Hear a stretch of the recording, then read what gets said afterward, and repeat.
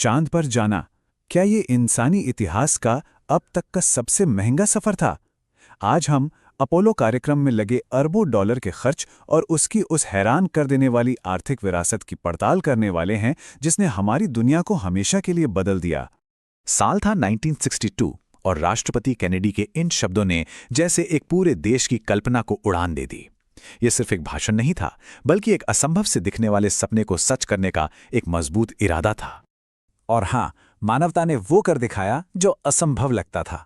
चांद पर पहला कदम, इतिहास की सबसे बड़ी कामयाबियों में से एक। लेकिन इस प्रेरणा, इस जीत की असली कीमत क्या चुकानी पड़ी? बस यही सवाल है जो आज हमारी इस पूरी पड़ताल के दिल में है।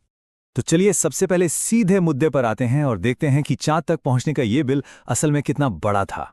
तो सुनिए, 1973 में जब कांग्रेस के सामने आधिकारिक आंकड़े रखे गए तो लागत थी 25.4 अरब डॉलर।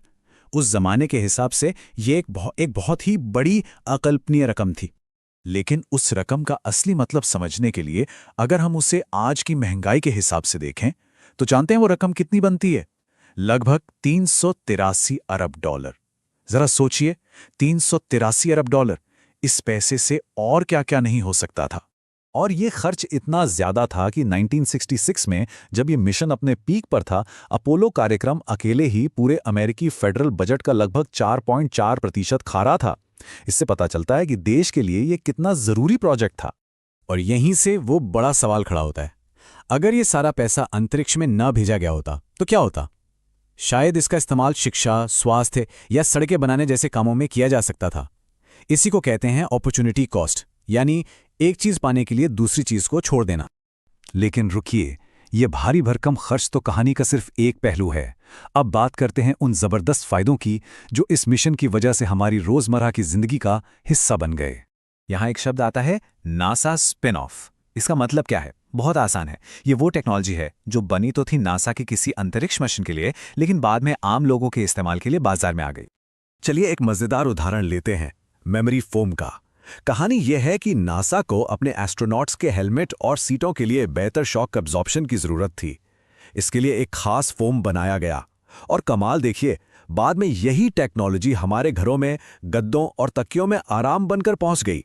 मतलब स्पेस की एक जरूरत धरती पर हम सबका कंफर्ट बन गई। और ये कहानी सिर्फ मेमोरी फोम तक ही नहीं रुकती। आज हम जो कॉर्डलेस टूल्स इस्तेमाल करते हैं, जो फ्रीज ड्राइड खाना खाते हैं, यहाँ तक कि मेडिकल फील्ड में जो कैट स्कैन होता है, इन सब की जड़ें कहीं ना कहीं स्पेस प्रोग्राम से ही जुड़ी हैं। इसका असर हमारी जिंदगी पर बहुत गहरा और बहुत दूर तक हुआ है। तो फिर सवाल वही है, क्या ये इतना बड़ा खर्च सच में फायदे का सौदा था? चलिए जरा लागत और फायदे का हिसाब किताब लगाकर देखते हैं। कई इकोनॉमिक स्टडीज ये अनुमान लगाती हैं कि अपोलो प्रोग्राम पर खर्च किए गए हर $1 के बदले अमेरिकी अर्थव्यवस्था में 7 से 14 डॉलर वापस आए। वाह! मतलब ये सिर्फ एक खर्च नहीं था, बल्कि एक ऐसा इन्वेस्टमेंट था जिसने कई गुना ज्यादा रिटर्न दिया।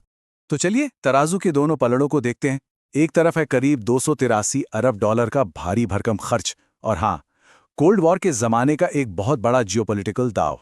और दूसरी तरफ है 7 से 14 गुना का जबरदस्त आर्थिक रिटर्न, अनगिनत जीवन बचाने वाली टेक्नोलॉजीज और वैज्ञानिकों और इंजीनियरों की एक पूरी की पूरी पीढ़ी जिसे इससे प्रेरणा मिली। तो आखिर में बात यह है कि अपोलो कार्यक्रम की कीमत को सिर्फ डॉलर में नहीं तौला जा सकता। असल में यह निवेश था, ज्ञान में, इनोवेशन की हदों को तोड़ने में और इंसानी महत्वाकांक्षा में, जो ये साबित करती है कि अगर हम ठान ले तो कुछ भी नामुमकिन नहीं। तो अंत में एक सवाल सबके लिए, किसी भी विशाल छलांग का, एक जायंट लीप का असली मूल्य क्या होता है?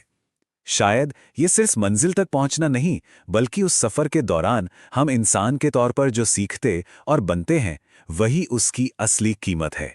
इस पर सोचिएगा जरूर।